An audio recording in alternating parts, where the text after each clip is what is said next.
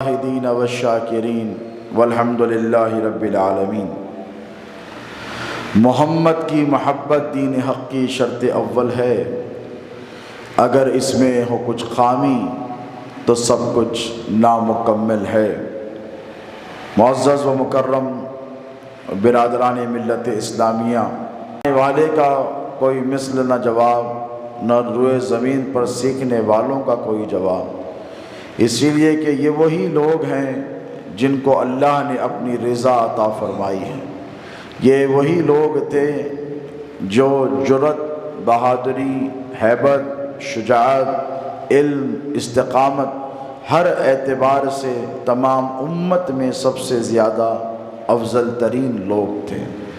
یہ وہی لوگ تھے جنہوں نے ہنستے ہنستے حضور اقدس صلی اللہ علیہ وسلم کے چہرے مبارکہ کو تکتے تکتے اپنی گردنیں کٹوا لی تھی۔ یہ وہی لوگ تھے صحابہ اکرام جنہوں نے نبی کی خاطر کسی نے اپنے باپ کو چھوڑ دیا، کسی نے اپنی ماں کو چھوڑ دیا، کسی نے اپنی بیوی کو طلاق دے دیا، کسی نے اولاد کا ساتھ چھوڑ دیا۔ یہ وہی صحابہ اکرام تھے جنہوں نے نبی کی محبت کی خاطر کسی نے اپنا گھر چھوڑ دیا، کسی نے اپنا کھیت چھوڑ دیا، کسی نے اپنا باغیچہ ترک کر دیا، دھن دولت سب کچھ نبی پاک علیہ الصلاۃ والسلام پر قربان کر دینے والے مقدس ترین گروہ کو صحابہ کہا جاتا ہے۔ تو یہ وہی صحابہ تھے دوستو جن کو اللہ رب تبارک و تعالی از خود نبی پاک علیہ السلام کی بارگاہ کا ادب سکھا رہا ہے۔ یہ کیسے ممکن ہے کہ ایسے جانثار صحابہ نبی کے بے ادب ہوں؟ نہیں، یہ پاسبل بالکل نہیں ہے۔ وہ حضور کا بہت زیادہ ادب کرنے والے تھے۔ بخاری شریف کی حدیث ہے کتاب الوضو کی کہ حضور جب وضو فرماتے تو صحابہ وضو کا پانی بھی زمین پر گرنے نہیں دیتے بلکہ اسے بھی تبرکن استبراکن حاصل کر لیتے۔ تو ایسے مقدس گروہ سے آپ ہرگز یہ توقع نہیں رکھ سکتے کہ وہ رتی برابر بھی، وہ رائی کے دانے کے برابر بھی حضور کی شان میں گستاخی تو گستاخی کا تصور بھی نہیں کر سکتے، ہے کہ نہیں؟ پھر بھی اللہ رب تبارک و تعالیٰ انہی کو اپنے حبیب کی بارگاہ کا ادب سکھا رہا ہے۔ اس آیت کریمہ پر اگر آپ غور کریں تو اللہ رب تبارک و تعالیٰ ارشاد فرما رہا ہے، یا ایھا الذین آمنوا لا تقولوا رائنا، اے ایمان والو میرے محبوب کو رائنا مت کہو۔ اگر عربی زبان کے قواعد کے اعتبار سے رائنا کا مطلب دیکھا جائے تو یہ کوئی برا مطلب نہیں ہے۔ یہ آپ بھی جانتے ہیں، میں بھی جانتا ہوں، عربی کی شدھ بدھ رکھنے والے جانتے ہیں۔ وہ تو پروردگار ہے، احکم الحاکمین ہے، اس نے قرآن نازل فرمایا۔ رائنا کا مطلب یہ کہ ہماری رعایت کیجئے۔ کیا کیجئے؟ ہماری رعایت کیجئے۔ کوئی آدمی بڑی تیزی سے جا رہا ہے، آپ کی موٹر سائیکل پیچھے ہے تو آپ کہتے ہیں بھائی تھوڑی رعایت کرو، میرے کو ساتھ آنے دو، بات کرنا ہے آپ سے۔ کوئی تیز چل رہا ہے تو آپ کہتے ہیں بھائی بوڑھا ہوں، رعایت کرو میری تھوڑی، ہے کہ نہیں؟ میں آپ کے ساتھ نہیں چل سکتا اتنی تیز۔ تو صحابہ یہ جو لفظ رائنا کا استعمال کرتے تھے حضور کی بارگاہ میں، اس کا مطلب یہ ہوتا کہ سرکار ہماری رعایت کیجیے۔ عربی زبان میں تو اس کا معنی رعایت ہے، لیکن اللہ رب تبارک و تعالیٰ یہ منظر دیکھ رہا ہے کہ کچھ یہودی بہروپیے جو میرے محبوب کی صفوں میں داخل ہو گئے ہیں، وہ بھی میرے نبی کی بارگاہ میں دوران خطاب، دوران واعظ و نصیحت آتے ہیں اور آ کر رائنا کہتے ہیں، اور رائنا یہودیوں کی زبان میں ایک بدترین گالی تھی، نعوذ باللہ من ذالک۔ انتہائی نازیبا لفظ رائنا کا ان کے پاس اس کا معنی لیا جاتا تھا۔ اب صحابہ اس سے واقف نہیں ہیں۔ دیکھیے صحابہ منافقین کے دل میں یہ وسیم رضوی ملعون جیسی کھلے عام گستاخی نہیں، یہ تو بہت بڑی بات ہے۔ اللہ اس کو کیفر کردار تک پہنچائے، اس جیسے تمام گستاخوں کو ان کے انجام تک پہنچا کر نیست و نابود کرے۔ یہ وسیم رضوی کے جیسی کھلی گستاخی نہیں ہے۔ کھلی گستاخی تو بہت بڑی چیز، صحابہ بیٹھے ہیں لیکن صحابہ کو پتہ نہیں ہے کہ یہودی کس معنی میں رائنا کہہ رہے ہیں۔ وہ یہ سمجھ رہے ہیں کہ رائنا کا مطلب ہے ہماری رعایت کیجیے۔ اللہ رب تبارک و تعالی احکم الحاکمین کو اپنے حبیب کی بارگاہ میں رتی برابر گستاخی بھی قبول نہیں ہے۔ اللہ رب تبارک و تعالی ذرہ برابر توہین اپنے حبیب کی برداشت نہیں فرماتا ہے۔ اسی لیے اللہ رب تبارک و تعالی نے صحابہ کو یہ تلقین فرمائی، یا ایھا الذین آمنوا لا تقولوا رائنا، اے ایمان والو میرے حبیب کو رائنا مت کہو۔ کیوں؟ صحابہ تو غلط معنی میں نہیں کہہ رہے تھے، لیکن منافق کو یہ موقع ملتا تھا کہ وہ اس لفظ کی آڑ لے کر، توجہ ہے آپ حضرات کی، لفظ کی آڑ لے کر نبی کی شان میں گستاخی کر رہا تھا، اور ڈائریکٹ گستاخی آج جو ہو رہی ہے ویسے نہیں کر رہا تھا۔ تو اللہ نے صبح قیامت تک صحابہ کو یہ تلقین فرمائی، تمام مسلمانوں کو کھلے عام گستاخی کی تو جرات کوئی کر نہیں سکتا، اگر لفظوں کی آڑ لے کر کوئی میرے محبوب کی شان میں گستاخی کرے گا تو اللہ اسے بھی برداشت نہیں فرمائے گا۔ بات سمجھ میں آئی آپ کے؟ اس کے بعد ارشاد فرمایا، یا ایھا الذین آمنوا لا تقولوا رائنا وقولوا انظرنا، بلکہ یہ کہو، دیکھو حضور کی بارگاہ کا ادب اللہ سکھا رہا ہے، کس کو؟ صحابہ کو سکھا رہا ہے۔ کیسے سکھا رہا ہے؟ اور یہ کہو میرے حبیب کی بارگاہ میں آؤ تو رائنا مت کہو، جس کا معنی اگر رتی برابر بھی شائبہ ڈاؤٹ بھی ہو کوئی لفظ پر تو میرے حبیب کی بارگاہ میں please don't use that word, اس کی کوئی گنجائش نہیں ہے، آپ کو اجازت نہیں ہے۔ وقول انظرنا، بلکہ یہ کہو یا رسول اللہ ہم پہ نظر کرم فرمائیے، ہم پہ نظر کیجئے اے اللہ کے رسول، واسمعوا، اور غور سے سنو۔ کس کو کہہ رہا ہے اللہ یہ آداب؟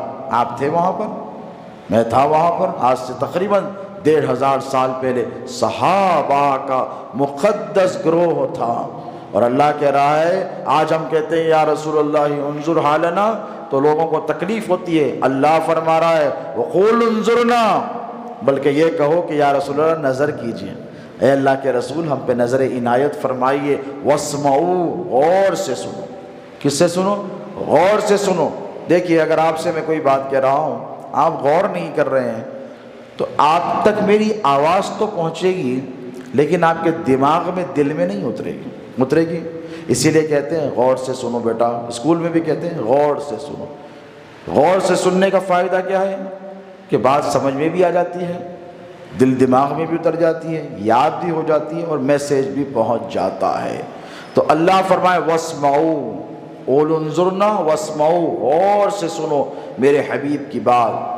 اور اگر نہیں سنتے وَلِلْكَافِرِينَ عَذَابٌ عَلِيمٌ، کافروں کے لیے کھلا عذاب ہے، ان کے لیے سخت ترین اللہ رب تبارک و تعالیٰ کی گرفت ہے۔ تو دوستو اس آیت کریمہ پر اگر آپ قرآن پاک کی غور کریں تو ایک بات جو بالکل اظہر من الشمس ہو جاتی ہے، بالکل دودھ کا دودھ پانی کا پانی، کہ اللہ رب تبارک و تعالی اپنے حبیب کی رتی برابر بھی گستاخی کو برداشت بولیے نہیں فرماتا ہے، یہ اس کی عادت کریمہ ہے۔ اب زندگی میں مسلمان بحیثیت مسلمان کیا آپ ایسا کوئی کام کریں گے جو اللہ کو سخت ناپسند ہو؟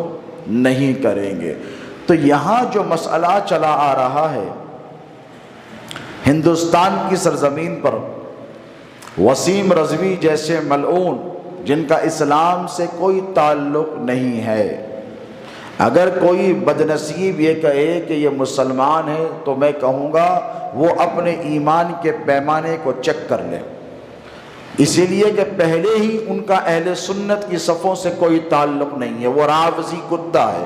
کیا ہے؟ میں ذمہ داری سے کہتا ہوں، وہ رافضی کتا تھا، کلاب النار جسے کہا گیا ہے، وہ جہنم کے کتوں میں سے ایک کتا تھا، اور آج اس نے نبی کی شان میں گستاخی کر کر رافضیت جو اسلام کا ایک فرقہ مانا جاتا ہے، حق پر نہیں، ایک فرقہ مانا جاتا ہے، اب اس فرقے سے بھی اس کا تعلق نہیں رہا، اب صرف نام کا مسلمان ہے۔ کس کا ہے بولیے؟ نام کا۔ اس بات کو یاد رکھیں، اور مسلمانوں نے، تمام فرقوں نے، بلکہ رافضیوں نے بھی اسے اپنے فرقے سے خارج بولیے کر دیا ہے۔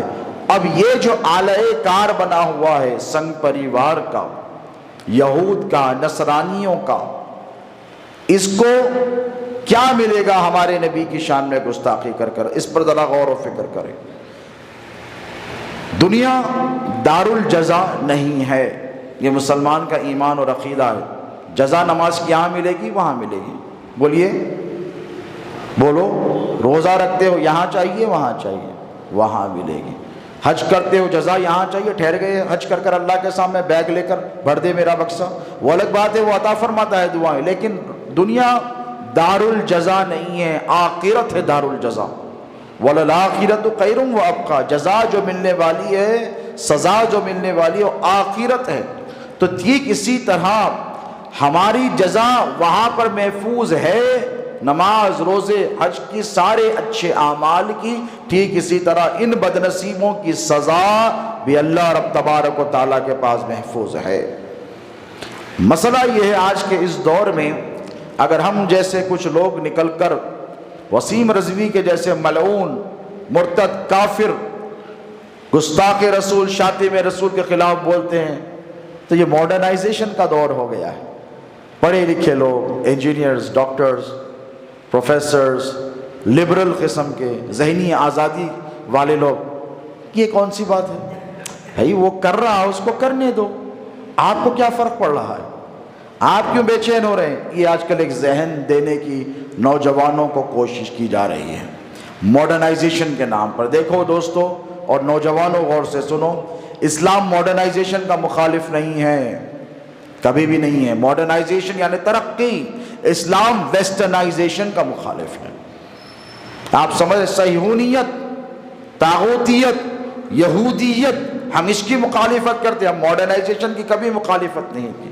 صحابہ حضور کے پاس آئے غزوہ خندق میں، سلمان فارسی نے کہا یا رسول اللہ ایران میں ٹرینچ کھودا جاتا ہے، میں چاہتا ہوں کہ یہاں پر بھی ہم خندق بنائیں تاکہ دشمن نہیں۔ حضور نے قبول کیا۔ ایسے بے شمار مشورے جو دیگر صحابہ کرام حضور کو دیتے رہے، حضور ان کو قبول کرتے رہے۔ اسلام ماڈرنائزیشن کا مخالف نہیں۔ کبھی کسی مفتی نے فتویٰ دیا آپ پلین میں سفر نہیں کر سکتے؟ حضور نے نہیں کیا تھا۔ آپ بائک پر نہیں بیٹھ سکتے؟ صحابہ نہیں بیٹھے تھے۔ آپ کار نہیں چلاتے؟ اہل بیت نے کار نہیں چلائی تھی؟ بولیے، نہیں، کسی نے آج تک یہ فتویٰ نہیں دیا۔ کیوں؟ اس کا مطلب، معنی اور مفہوم یہی ہے کہ اسلام ماڈرنائزیشن کا مخالف نہیں ہے، اسلام ویسٹرنائزیشن کا مخالف ہے۔ ویسٹرنائزیشن لباس سے نہیں ہے دوستو۔ اگر یہ بچے پینٹ شرٹ پہن کر بیٹھے ہیں تو یہ ویسٹرن نہیں ہو گئے ہیں۔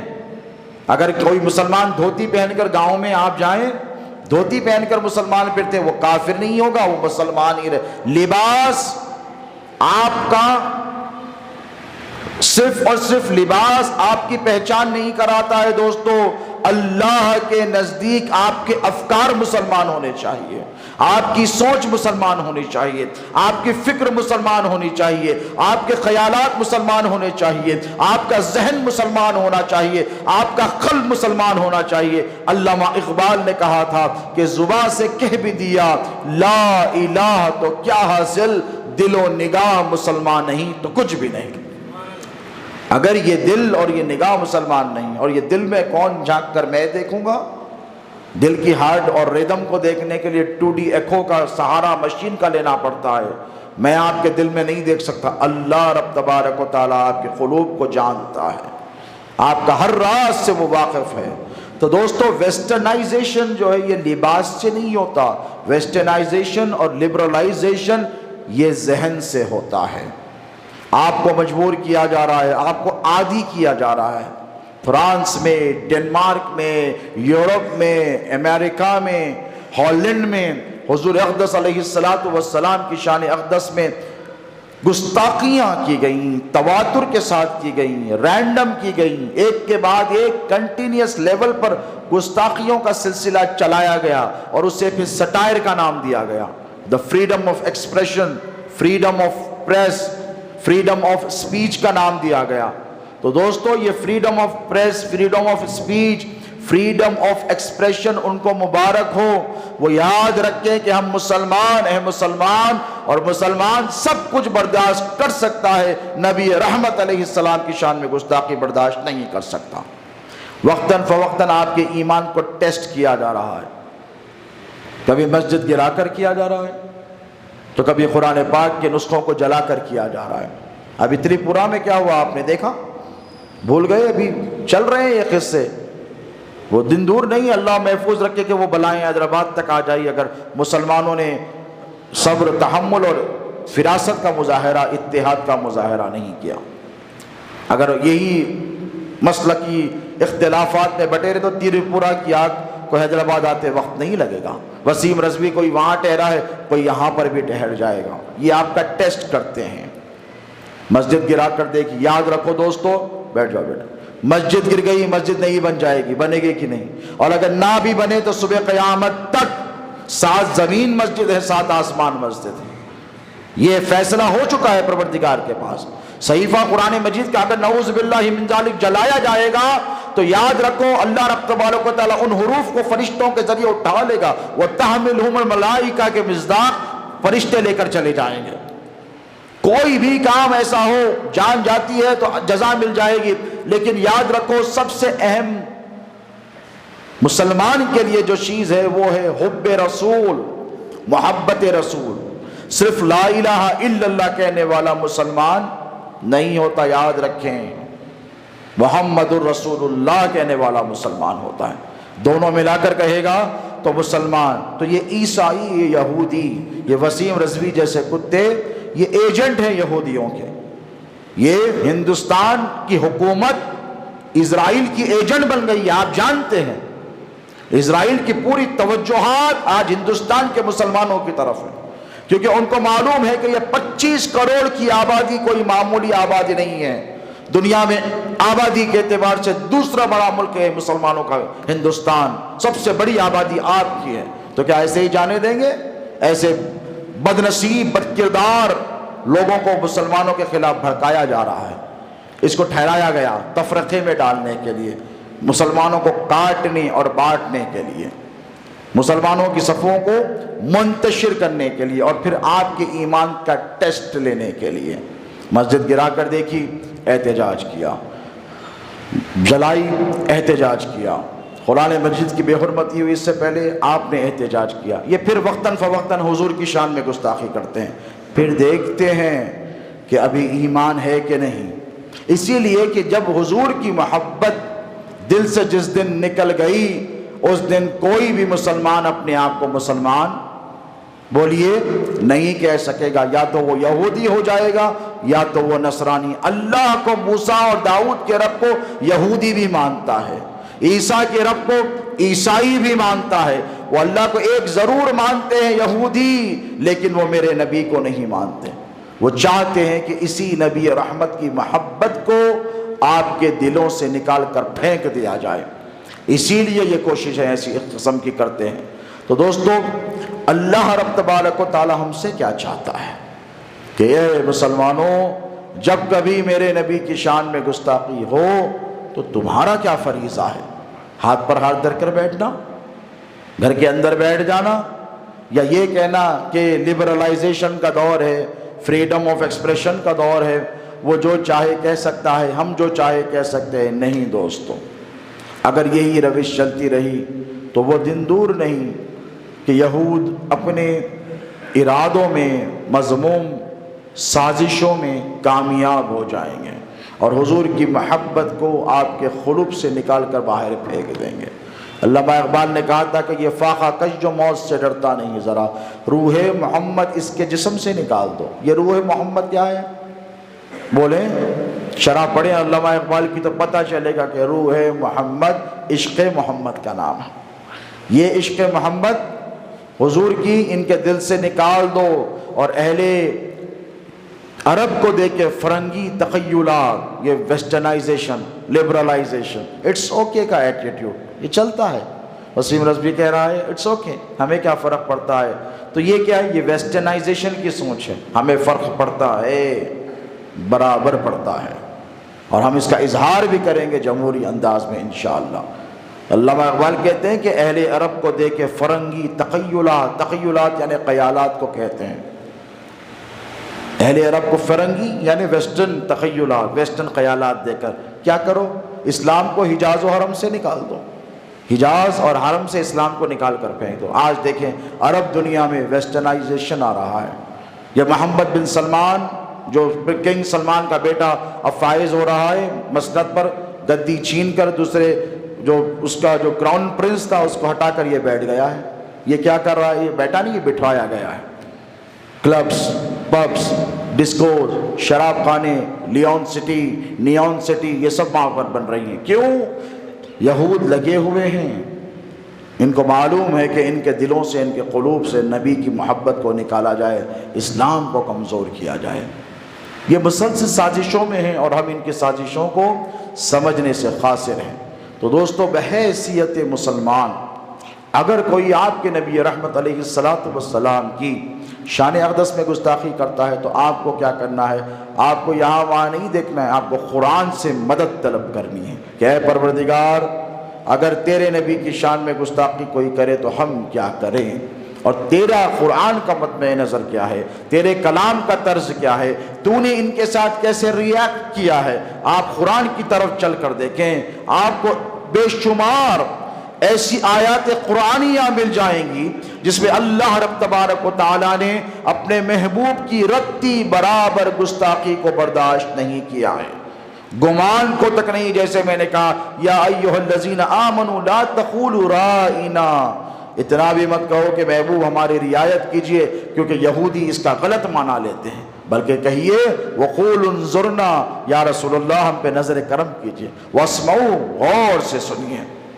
آقا و مولا علیہ السلام کے غلام تھے حضرت زید بن حارثہ رضی اللہ تعالیٰ عنہ ورضاہ عنہ، بڑی محبت کرتے تھے حضور، اتنے تھے جب سے حضور کی خدمت پہ رہا کرتے تھے۔ آقا نے ان کو اپنی خدمت پہ رکھ دیا، لوگوں میں یہ شمار ہو گیا، گمان ہو گیا کہ یہ حضور کے منہ مولے بیٹے ہیں۔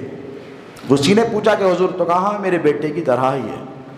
حضور نے کہا میرے بیٹے کی طرح ہے، گھر میں چھوٹا بچہ تھا تو آنا جانا لگا ہوا تھا، گھر میں ازواج مطہرات و طیبات ہوتی، یہ آتے یہ جاتے، تو بیٹے کی طرح ہو گئے۔ حضور نے پالا پوسا، تربیت کی۔ پھر ایک وقت آیا حضرت زینب بنت حجش سے، ایک قبیلے کی خاتون سے ان کا نکاح فرما دیا۔ وہ نکاح ہو گیا، وقت گزرتا رہا، لیکن آپس میں ان دونوں کے بڑے اختلافات ہو گئے، بہت لڑائی، بہت جھگڑے، یہاں تک کہ بعد طلاق تک آ گئے، اور طلاق بھی واقع ہو گئی۔ اب جب طلاق ہو گئی تو یہاں پر دیکھیں حق سبحانہ و تعالیٰ نے حکم فرمایا قرآن کی آیت کے ذریعے کہ میرے محبوب زینب بنت حجش سے آپ نکاح فرمائیں۔ حضور نے نکاح کر لیا، کیونکہ حکم احکم الحاکمین کی بارگاہ سے آیا ہے۔ حضور نے نکاح فرما لیا۔ اب یہودیوں کو موقع مل گیا کہ دیکھو محمد نے صلی اللہ علیہ وسلم اب تک جس کو اپنا بیٹا کہتے تھے اس کی ہی متعلقہ سے نکاح کر لیا۔ بھئی یہ لبرلائزیشن کا دور تھا، لوگ کہتے حضور نے تو نہیں کہا، لوگ کہتے یہ منہ بلا بیٹا ہے۔ اللہ رب تبارک و تعالیٰ کو یہ بات ناگوار گزر گئی۔ حق سبحانہ و تعالیٰ یہ منظر دیکھ رہا ہے کہ یہود میرے حبیب پر میرے حکم کی تعمیل کی وجہ سے تانا دے رہے ہیں۔ اللہ نے فوراً جبرائیل کو روانہ فرمایا اور جبرائیل آیت لے کر آئے، ما کان محمد ابا احد من رجالکم ولکن رسول اللہ وخاتم النبیین۔ اے حبیب ان سے کہہ دیجئے کہ آپ محمد ہیں، آپ محمد ان میں سے کسی مرد کے باپ نہیں ہیں۔ زید بن حارثہ آپ کا بیٹا نہیں ہے، نہیں ہے۔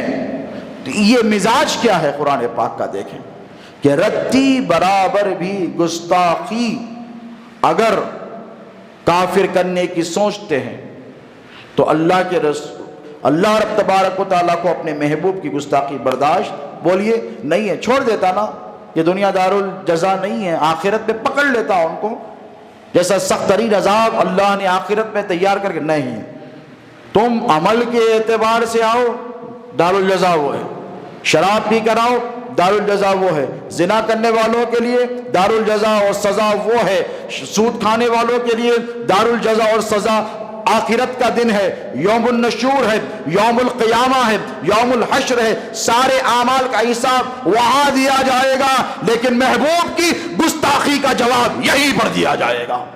یہی اسلام کا مطمع نظر ہے، یہی قرآن کا مطمع نظر ہے۔ سمجھ رہے ہیں آپ میری بات؟ یہ لبرلائزیشن کا تصور اپنے ذہنوں سے نکال دے، ماڈرنائزیشن کا، اور یہ کہ ہمیں کیا فرق پڑتا ہے، ہمیں فرق پڑتا ہے اسی لیے کہ اللہ نے کبھی بھی اپنے حبیب علیہ السلام کی کسی بھی گستاخی کو برداشت بولیے نہیں کیا ہے۔ حضور نے فرمایا میری اطاعت کرو، یہودی کہنے لگے دیکھو اب تو یہ ربوبیت کا دعویٰ کرنے والے ہیں، یہ ربوبیت کا دعویٰ کرنے، اللہ نے فوراً قرآن پاک کی آیت نازل فرمائی اطاعت کے حوالے سے، اطیعوا اللہ و اطیعوا الرسول، ایسے بے شمار آیتیں اطاعت کے حوالے سے۔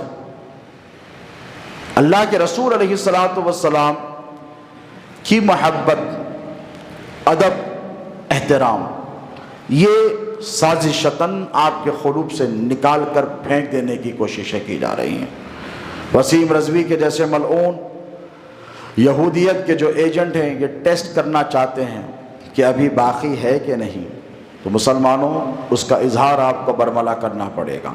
میں نہیں کہتا کہ آپ سڑکوں پر نکل کر احتجاج کریں، اسی لیے کہ آپ سمجھیں خدا کے لیے یہ سنگ پریوار، یہ مسلم دشمن طاقتیں یہی چاہتی ہیں کہ ہمارا نوجوان مشتعل ہو جائے، بھڑکایا جا رہا ہے۔ ایک چنگاری پر اگر سوکھی لکڑی ڈالی جائے پھر اس پر تیل ڈالا جائے تو آگ بھڑکے گی، بات سمجھ رہے ہیں آپ؟ تو اب کیا کیا جا رہا ہے؟ حضور کی شان میں گستاخی کر کر دیکھا جا رہا ہے کہ اب نوجوان مشتعل ہوتا ہے۔ جس دن آپ مشتعل ہو کر جذبات میں آ کر باہر نکل گئے پھر تو گولیاں ڈپارٹمنٹوں کی آپ کی طرف بندوقیں لگی ہوئی ہیں، تو یہ سازشتاً آپ کے ذہن کو منتشر کر کر آپ کو لڑائی اور جھگڑے میں پھر ان کے لیے پولیٹیکل ایجنڈا بن جائے گا۔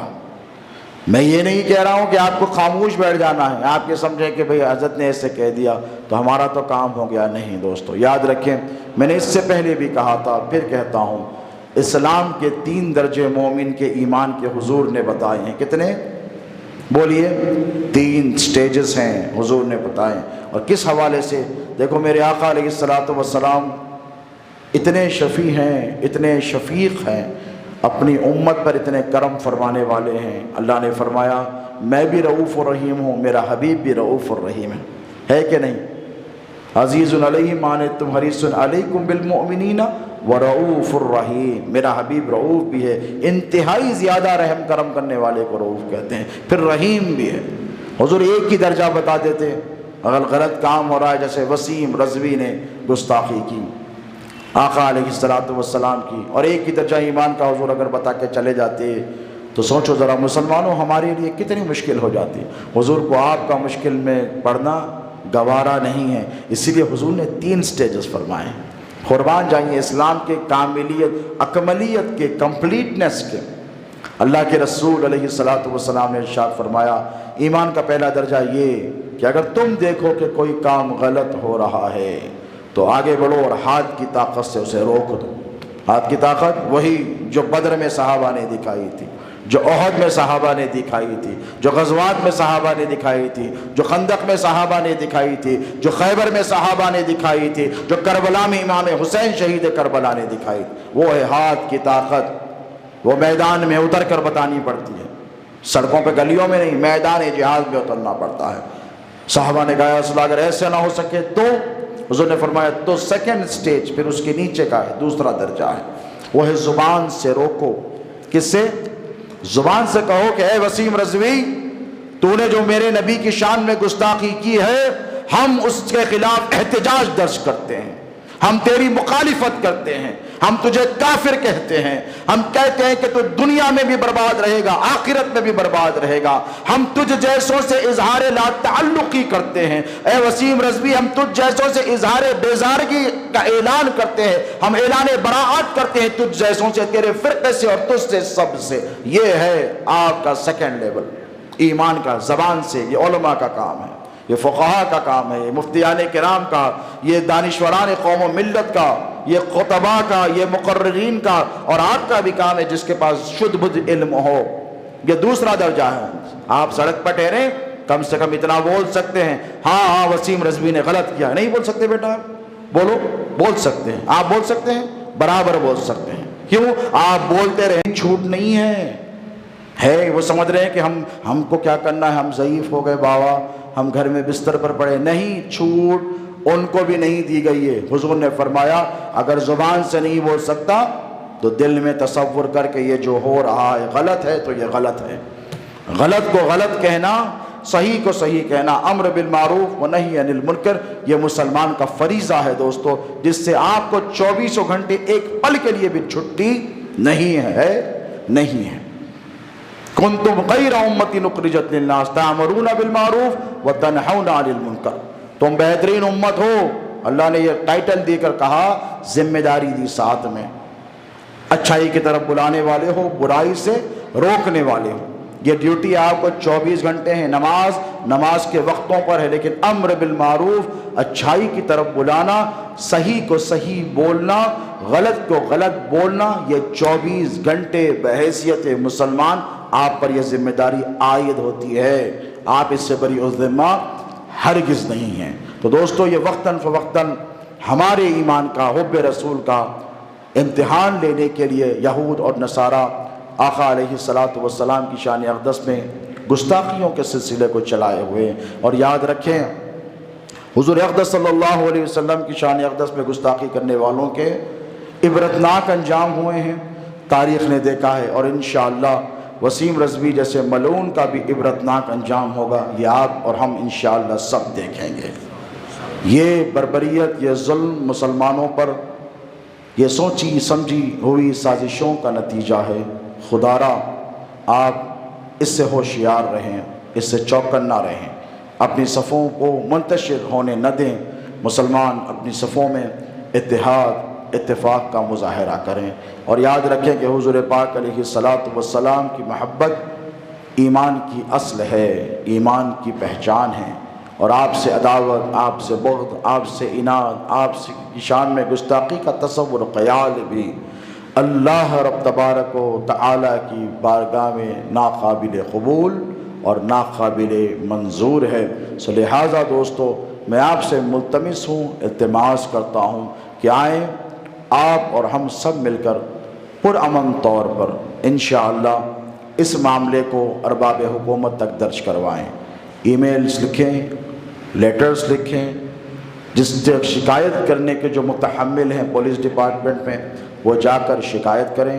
اللہ سلامت رکھے کہ اللہ رب تبارک و تعالیٰ نے ہم کو ایسی قیادت عطا فرمائی ہے، کل ہند مجلس اتحاد المسلمین، کہ ہندوستان کی سرزمین پر سب سے پہلا اولین کیس جو باضابطہ FIR، جسے فرسٹ انفارمیشن رپورٹ کہا جاتا ہے، وہ نقیب ملت بیرسٹر اسد الدین اویسی صاحب اور حبیب ملت اکبر الدین اویسی صاحب اور ان کے ہمنوا جتنے MLAs ہیں، ان سب نے کمشنر آف پولیس سے ملاقات کی، اور ملاقات کر کر وسیم رضوی کی گستاخیوں کے خلاف کمشنر آف پولیس کو ایک ریٹن کمپلینٹ پیش کی، جس کا FIR بھی ہو گیا ہے، اور اللہ کی ذات سے امید ہے کہ اس ملعون کو کیفر کردار تک پہنچانے کے لیے حیدرآباد کے یہ جیال مسلمان ایک اہم کردار ادا کریں گے، اور اللہ نے چاہا تو حیدرآباد ہی کی آپ ہی کے قریب جو چنچل گوڑا جیل ہے، اللہ نے چاہا تو وسیم رضوی ان سلاخوں کے پیچھے ہوگا۔ یہ آپ کے اتحاد کا ثبوت ہے، یہ آپ کے اتحاد کا نتیجہ ہے کہ آپ نے ایک قیادت کو مضبوط کیا ہے، ایک جماعت کو مضبوط کیا ہے۔ آپ کے اتحاد کی وجہ سے آج کل ہند مجلس اتحاد المسلمین سارے ہندوستان میں کام کر رہی ہے، کیونکہ یہ ہمارا قلعہ ہے، مضبوط قلعہ ہے مسلمانوں کا، ہماری تاریخ ہے، اس شہر کو ہم نے بنایا ہے، اس شہر کو ہم نے سنوارا ہے، اس شہر کو ہم نے سجایا ہے، تو اس شہر کو بچانا بھی آپ کا ہمارا ہی فریضہ ہے۔ 7 صدیوں تک مسلمانوں نے اس ملک پر حکومت کر کر اس کو سنوارا اور نکھارا ہے۔ تاج محل آپ نے دیا ہے، لال قلعہ آپ نے دیا ہے، عثمانیہ یونیورسٹی آپ نے دی ہے، عثمان ساگر آپ نے دیا ہے، حسین ساگر آپ نے دیا ہے، کیسی کیسی عظیم الشان عمارتیں آپ نے بنا کر ان کو تحفتاً دی ہیں۔ تو دوستو یہ آپ کی ذمہ داری ہے کہ آپ اپنی اصل کو پہچانیں، اپنے گولڈن پاسٹ کی طرف دیکھیں، سنہرے ماضی کی طرف دیکھیں، وہاں سے آپ طاقت اور حوصلہ حاصل کریں، اور انشاءاللہ ایک وسیم رضوی کیا اس جیسے بے شمار ہزاروں لاکھوں کروڑوں بھی ٹھہر جائیں تو یاد رکھیں کسی ایک صاحب ایمان مسلمان کا مقابلہ نہیں کر سکتے، اسی لیے کہ آپ کے دل میں اللہ کا نور بستا ہے، اسی لیے کہ آپ کے دل میں نبی کی محبت بستی ہے، اسی لیے کہ آپ کی آنکھوں کے سامنے صحابہ کرام کی وہ قربانیاں ہیں، آپ کی آنکھوں کے سامنے کربلا کا وہ خونی منظر ہے کہ مسلمان نبی کے نام پر تن من دھن سب کچھ لٹا کر نبی کے ناموس کے تحفظ کے لیے اپنی جان کی بازی لگا سکتا ہے۔ ضرورت پڑے گی تو ہم بھی نبی پاک علیہ السلام کی خدمت عالیہ میں اپنی جانوں کا نذرانہ پیش کر کر اللہ کو راضی کر دیں گے۔ اللہ رب تبارک و تعالی سے یہی دعا ہے کہ مولا کریمہ کارسازہ بندہ نوازہ پروردگارہ ملت اسلامیہ کو متحد فرما دے، اے پروردگار اس ملت میں اتحاد عطا فرما، تیرے نبی پاک علیہ السلام کی امت پر کرم اور فضل فرما۔ مولا جو کچھ کہا گیا یا سنا گیا کہنے سننے سے زیادہ ہمیں اس پر عمل کرنے کی توفیق عطا فرما۔ اے باری تعالیٰ تیرے محبوب پاک علیہ السلام کی ناموس کا تو تحفظ فرما، مولا ہمیں توفیق عطا فرما کہ تیرے نبی پاک علیہ السلام کے گستاخوں کو ہم کیفر کردار تک پہنچائیں، مولا ہمیں اتنی طاقت عطا فرما کہ ہم آگے بڑھ کر تیرے نبی رحمت صلی اللہ علیہ وسلم کی شان میں گستاخی کرنے والوں کا گریبان تھام سکیں، انہیں کیفر کردار تک پہنچا۔